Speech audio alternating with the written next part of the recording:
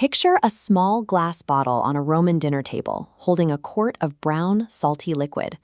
Pliny the Elder recorded the price of the very best Roman fish sauce, a product called garum, at 4,000 sesterces. For context, a working legionary marching through Gaul carrying 80 pounds of kit earned about 900 sesterces a year. The Caesars sprinkled a condiment on their roast chicken, whose price tag could buy a soldier. I have wanted to taste this liquid for a very long time. Not the modern Asian fish sauces that share its lineage, lovely as those are, but the actual Roman article, made from the species the Romans used, in the specific ratios written down in their own surviving books. By fermenting fish entrails in the open sun, they figured out something food scientists only put a name to in 1908.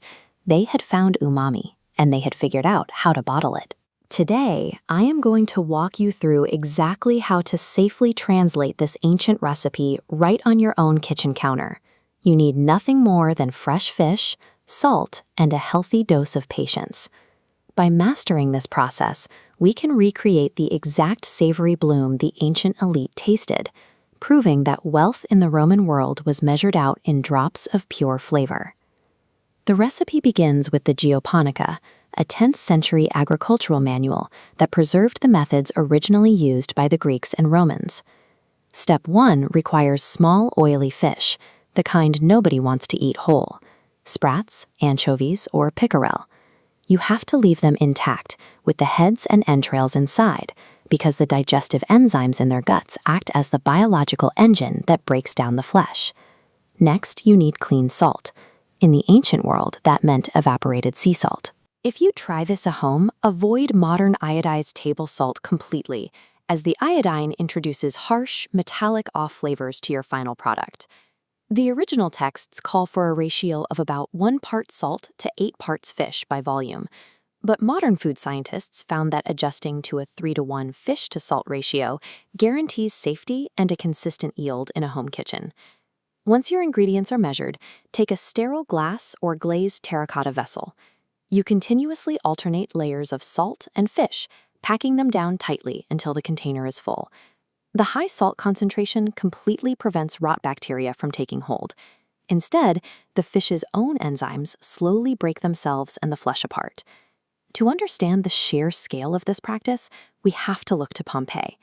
This was the workhorse city where salting and fermenting fish was carried out at an industrial level.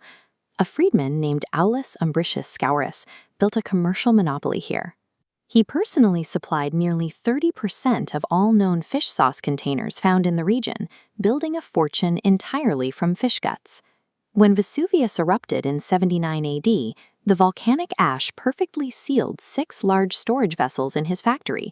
Deprived of oxygen, the contents fossilized into a hard crust, allowing modern food scientists to read the exact chemical amino acid fingerprint of ancient garum. Back in your kitchen, you need to mimic a Mediterranean late summer. Take your layered jar, set it in a warm, temperature-controlled spot, and leave it alone for exactly 25 days. Over time, the solids melt down into a thick, bubbling brown slurry. You do need to be prepared for the sensory milestones. By day 3, the smell of decomposing anchovies in your kitchen is genuinely alarming. By day 10, the odor changes to a sharp, complex scent similar to an aged cheese. By day 25, it mellows out almost entirely, leaving a gentle, savory sea air aroma with a hint of dried mushroom. Surviving this aggressive smell timeline is your proof that the salt successfully defeated the bacteria, allowing pure enzymatic transformation to finish the job. Now it is time to harvest. Take that thick, fermented brown slurry and pour it carefully through a fine woven cloth or basket. The clear amber liquid dripping through the cloth is the premium prize. This is the exact liquid the Romans called garum or liquamen. The fibrous paste remaining inside the cloth is called a lek. It was an everyday staple that the poorer classes ate directly on bread, ensuring that absolutely nothing was wasted. The ancient market had highly specific regional price tiers. The absolute highest quality luxury liquid, the garum sociorum, was made exclusively from Spanish mackerel caught right off the coast of Cartagena.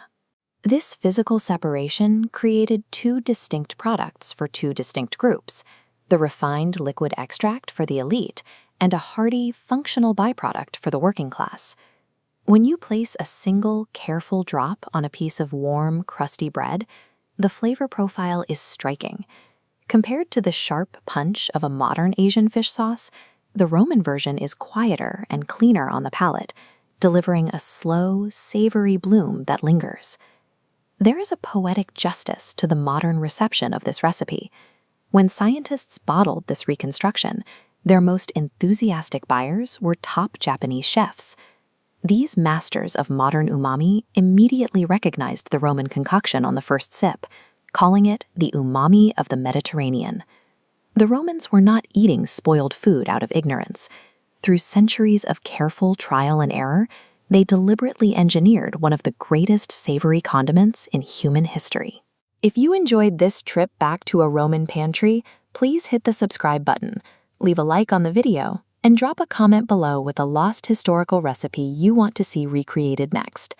Unearthing these instructions brings the flavors of the Caesars back into our own kitchens. History sometimes returns to the table,